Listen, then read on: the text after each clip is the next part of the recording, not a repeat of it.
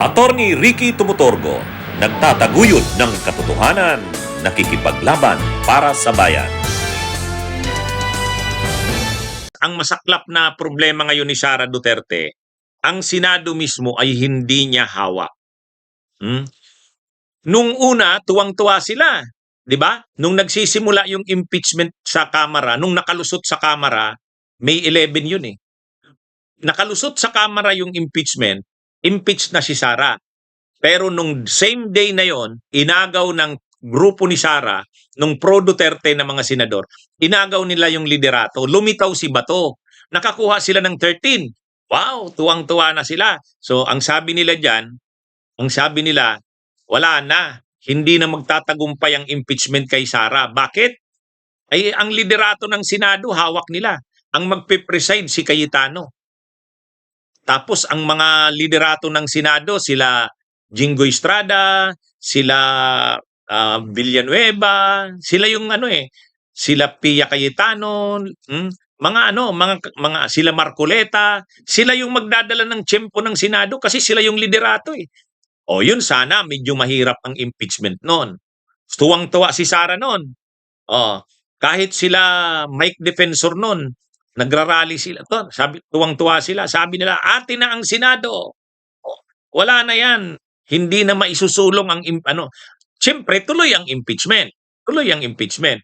Pero ang mangyayari doon, bawat motion ng prosecution, halimbawa, bubuksan yung BIR na box. Anong gagawin ng Senado? Hindi pa bubuksan.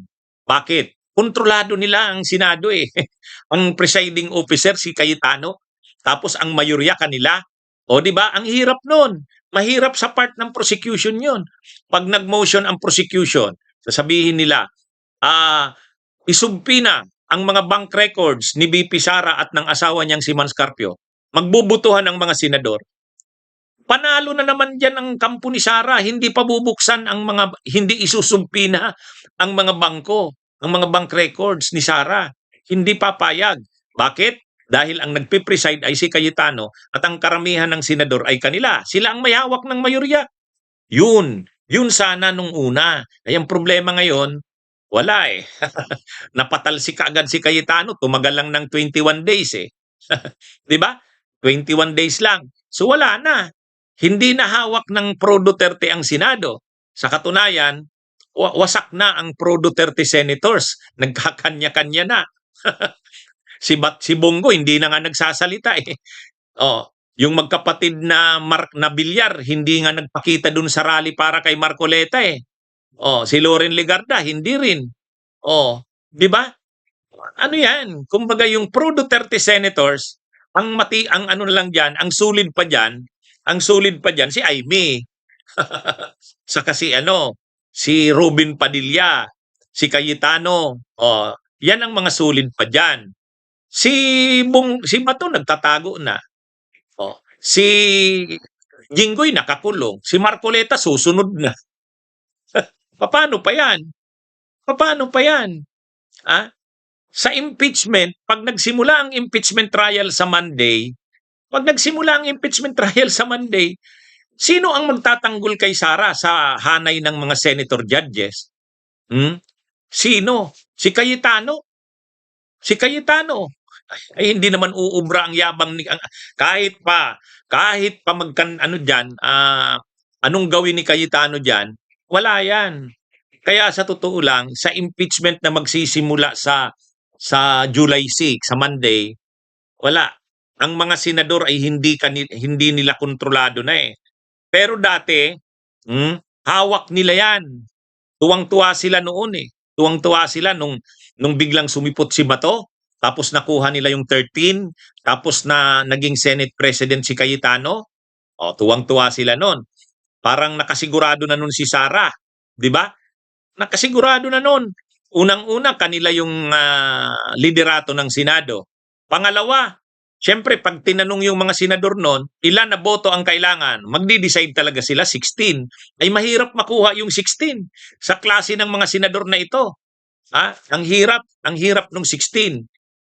Pero ngayon, wala. Durog sa Senado ang kampo ni Duterte. taranta na yung mga pro-Duterte senators. Sabi nga ni Cayetano, pagkatapos ni Marcoleta, iisa-isahin ni kami. Sabi rin ni Padilla, iniisa-isa na kami. Wala eh. Ang dami nyo kasing ginawang kaso eh. Halimbawa, yung ginawa ni Cayetano sa ni Marcoleta ay ni Padilla, yung mga putukan sa Senado kagagawan nila. Ano 'yon? Fake na putukan. Tapos pinatakas nila si Bato de la Rosa, obstruction of justice. So, ngayon, magsisigaw ngayon si Cayetano at saka si Robin Padilla na ginigipit sila, gawa-gawa ang kaso nila. Hindi gawa-gawa 'yon. Talagang may ginawa sila na krimen, 'di ba? Kasalanan nila 'yan eh. Hindi sa totoo lang.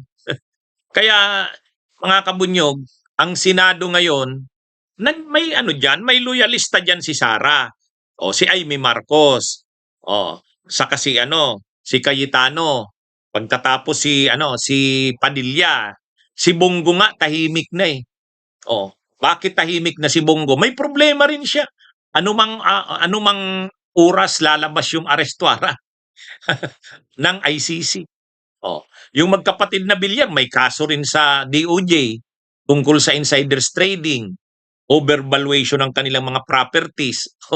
Kaya na ito, mga kabunyog, mga kababayan, yung Senado ay wala na ang Duterte diyan.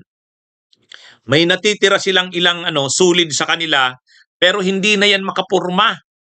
Hindi na yan makapurma.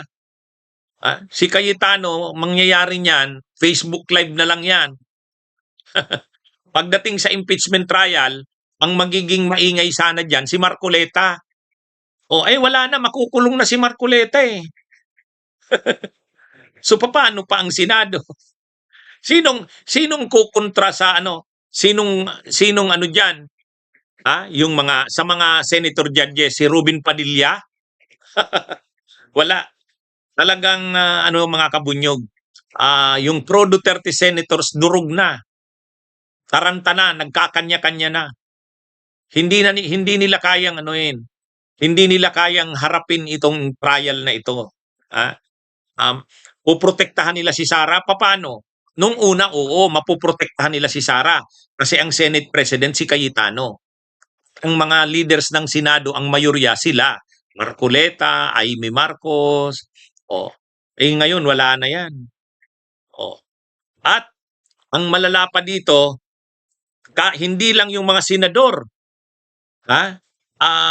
Lahat sa kampo ng Duterte may mga kaso. As in halos lahat. Si Sara Duterte, isa sa ilalim sa impeachment trials. Yung pinaka-leader nila ngayon, si Sara, nakasalang sa impeachment trial. Yung mga senador nila may mga kaso, nakakulong si Jinggoy, ikukulong na si Marcoleta, may nakaambang warrant of arrest ng ICC si Bongo. Kita nyo, may kaso si Robin Padilla, obstruction. Bagamat bailable yan. May kaso rin sa insiders trading, manipulation ng mga corporate transactions, itong magkapatid na Villar. Kaya si Amy Marcos, papaimbestigahan na rin. Sabi ni Yussi Claire Castro, imbestigahan na yan. Yung senadora na yan. Nagkakalat ng fake news. So, ayan, pag nagsimula na rin yan, iimbestigahan na rin daw yung mga flood control ng Taguig. Paano yan? Bunyog, halikan na kasama ka. Bunyog, kapag buklod ay may pag-asa.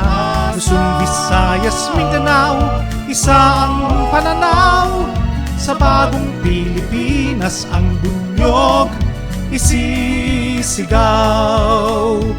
Bunyog, bunyog.